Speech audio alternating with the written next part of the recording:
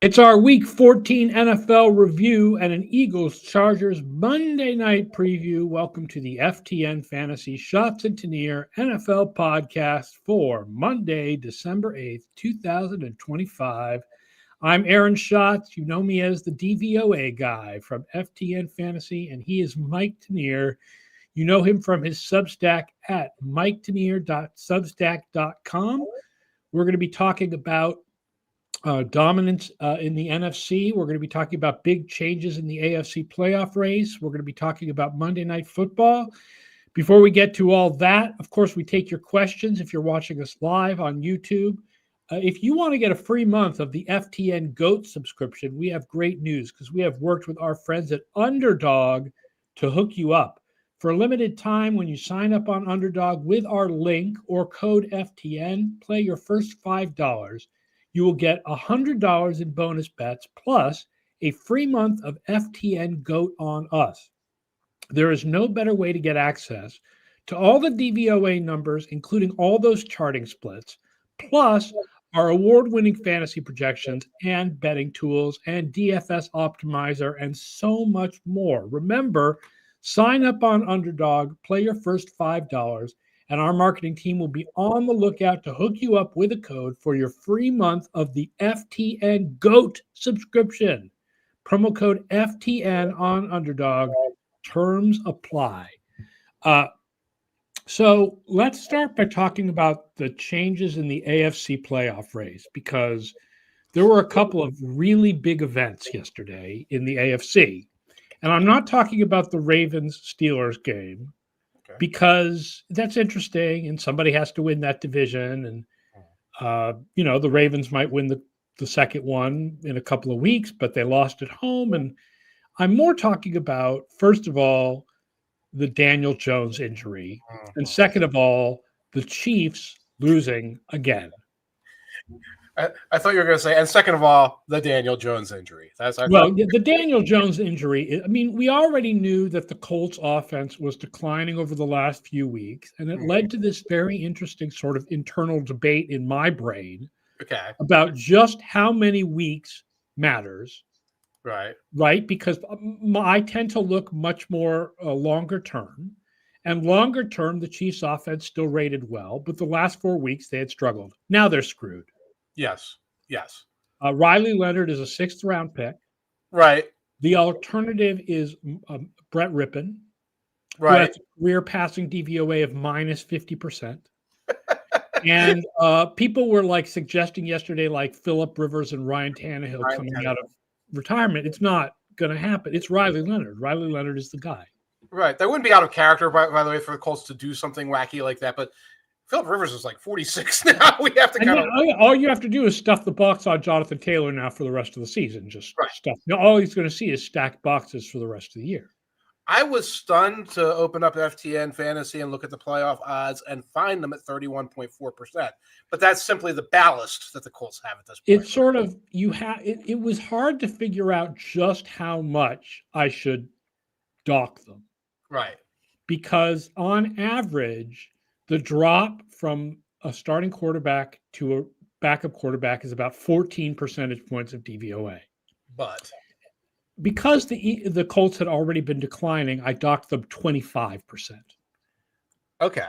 But that still gives them 31% playoff odds because they've got some wins. I look at this more of a going down to the third stringer automatically, because Anthony Richardson in my mind would have been the second stringer who would have started the season as I suppose that's true, although Richardson was so bad. Richardson was so bad, but if he was running out there, you'd be like, oh, they're going to get a win with scrambling and bombs. They're going to get I suppose, yeah, that's true. I did run playoff odds. I'll just get to this now rather than saving them for the Monday night preview. Okay.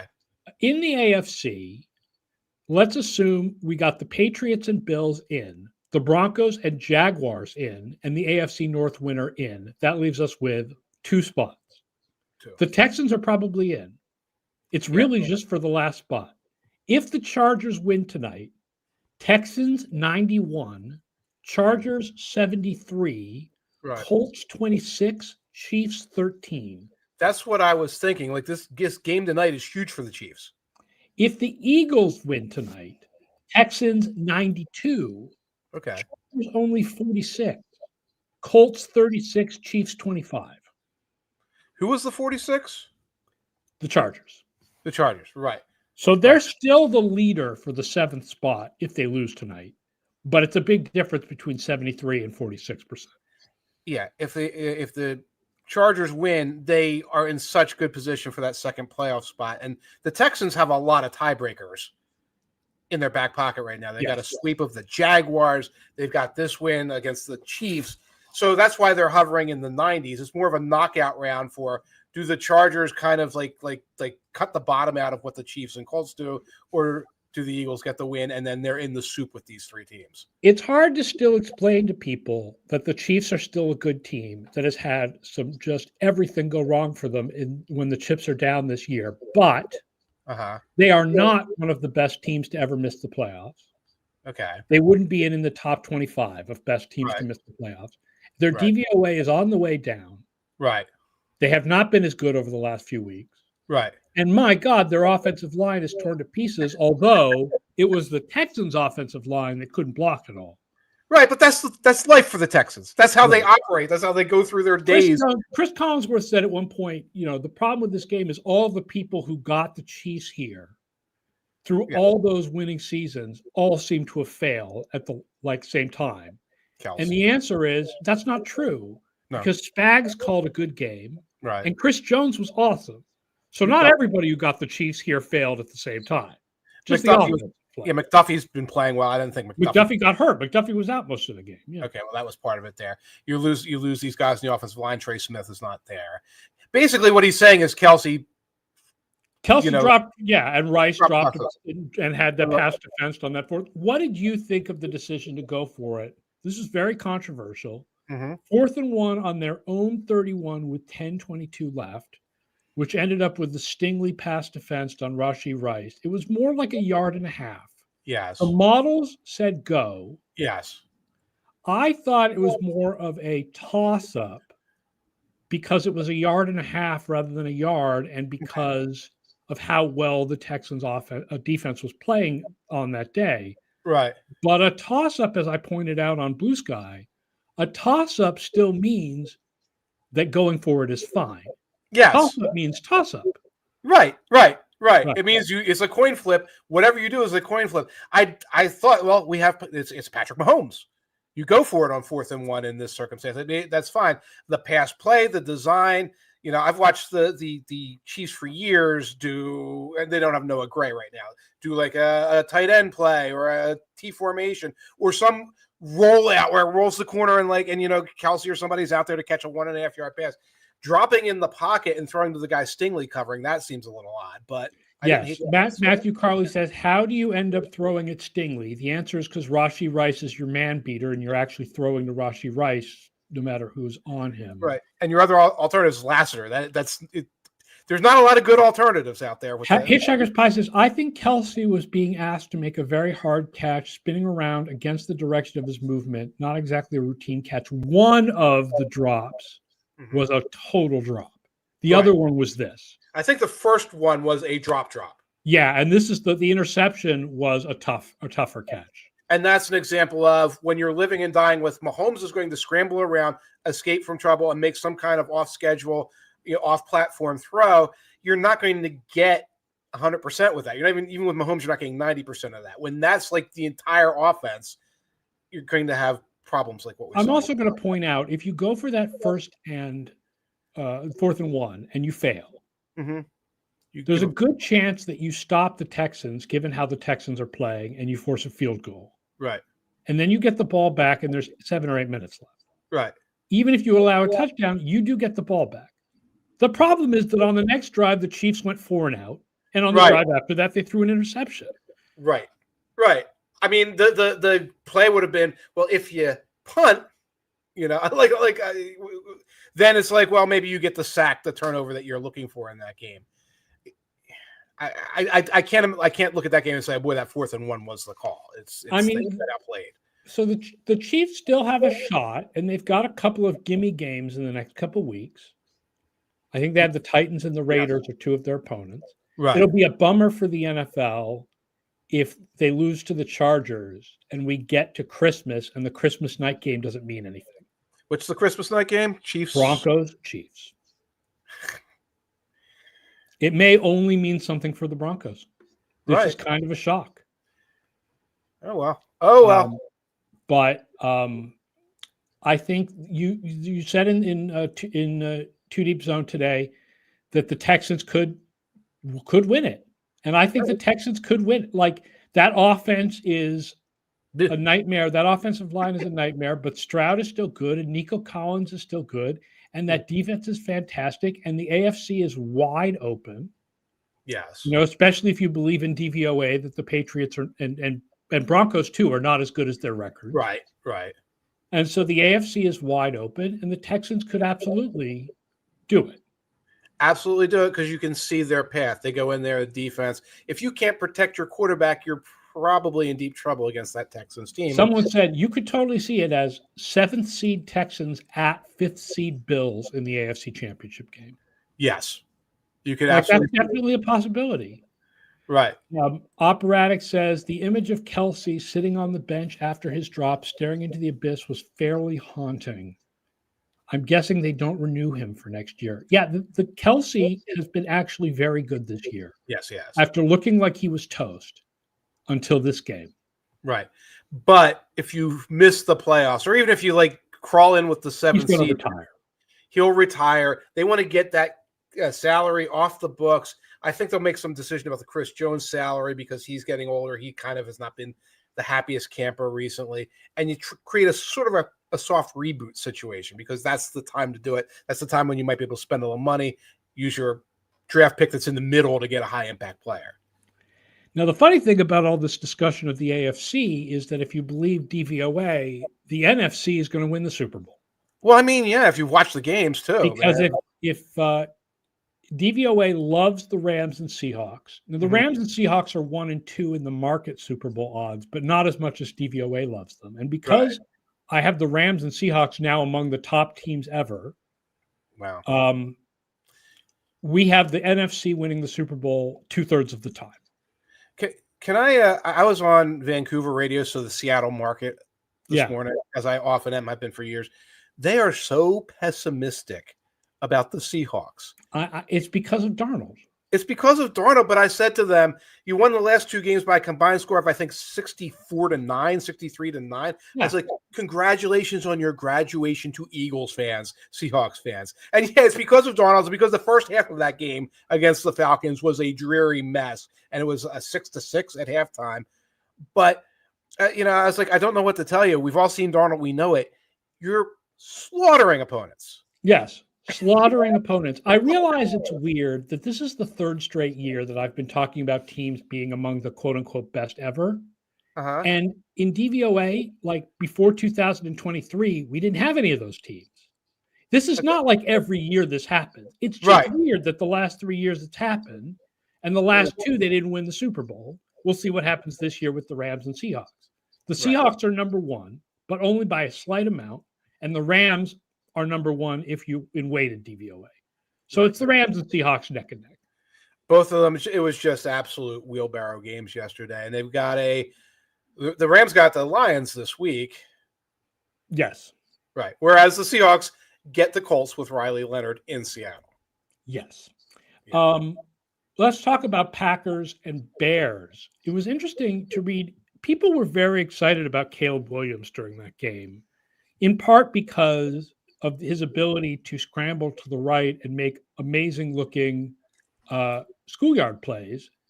And in your column this morning, you basically criticized him for constantly scrambling to the right and making schoolyard plays. Right. I think that's probably because those schoolyard plays are very high variance. They're extremely high variance, and his percentage on them is not that good. You get it, and it's like wowza, and then you realize there's been 3 or 4 of them. And the completion rate.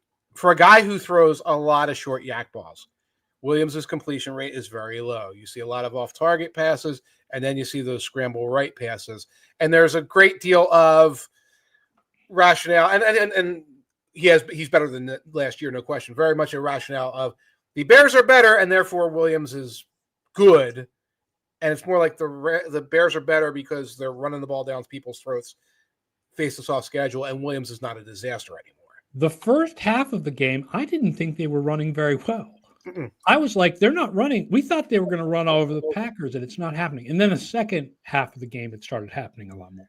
Right. That was 5 yards, 6 yards, 5 yards, 4 yards, 6 yards. And they were just going down the field, and the Packers seemed unable to stop it. And then you do get what works extremely well, play action shot over the top, play action roll out. So all these things that are built right off of that running game, then you're getting Williams into that kind of structure, and he's making the throws.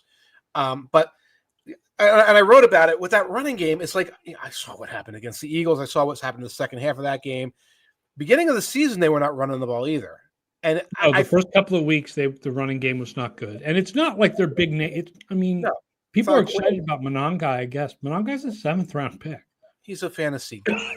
He's your basic fantasy running back. Swift is doing better now than he was earlier in the year. He's a guy who runs hot and cold. And you look at the offensive linemen, and it's like, no, it's not like Quentin Nelson and Penei Sewell and all these other guys. There are a lot of just veterans out there who are playing well right now. And, I don't think that's something that's going to be sustained at these guys are now the Lions or last year's Eagles level. I don't think that's sustainable down the stretch.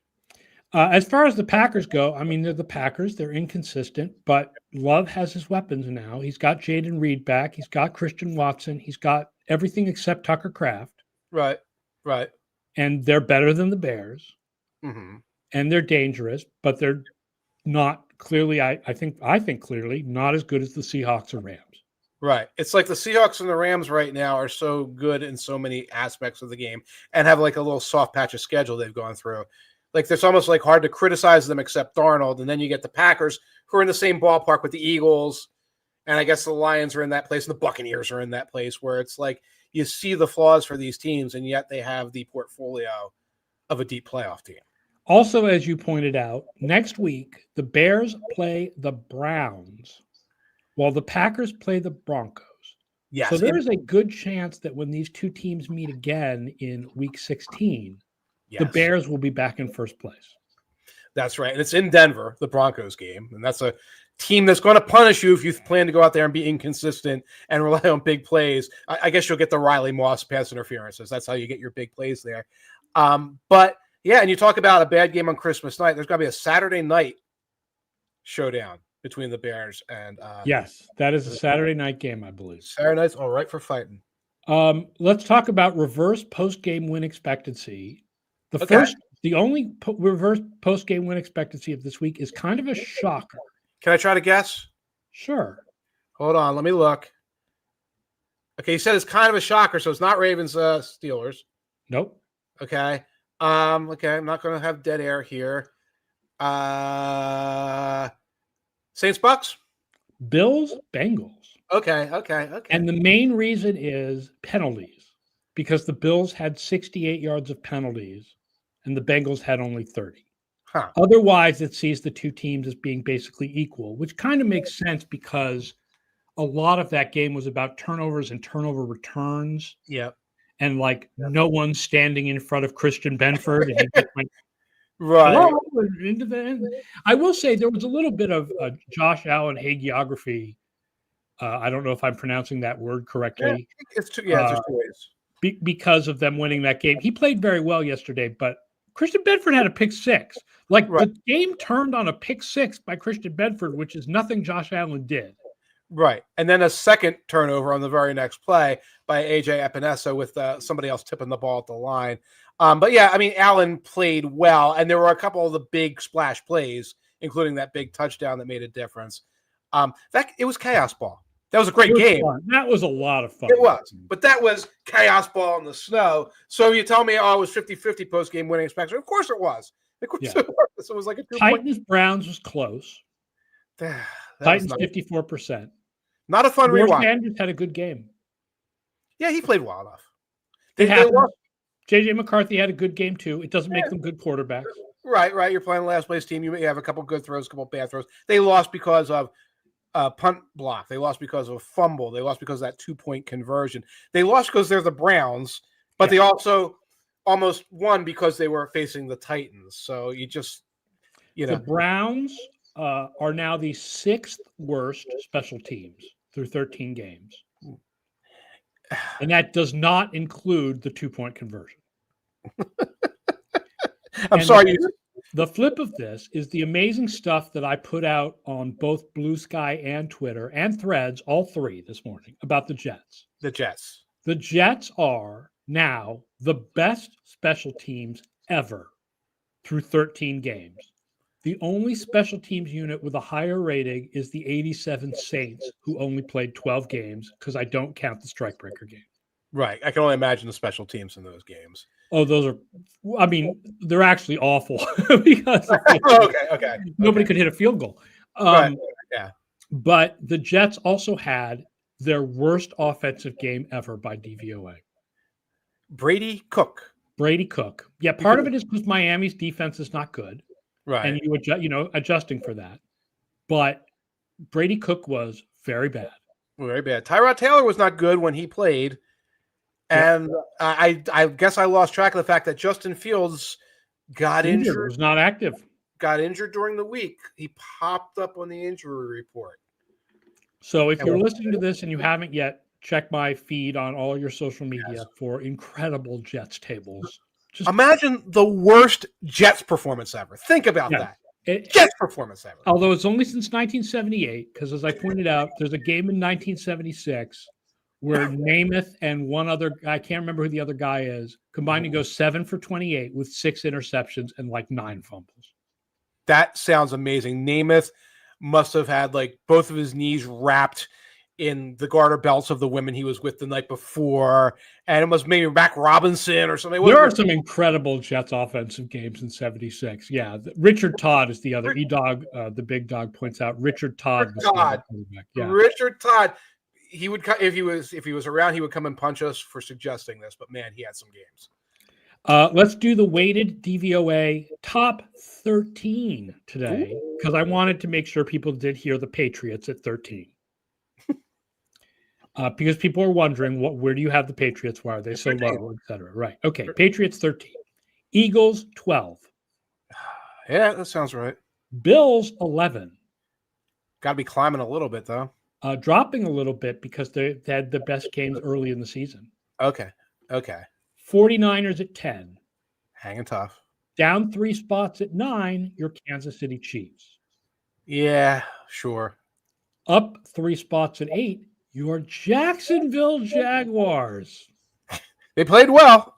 They've been taking care of business for weeks. I have to stop making fun of the all of the agita that I have about my preseason Washington predictions. I also had Jacksonville winning the division.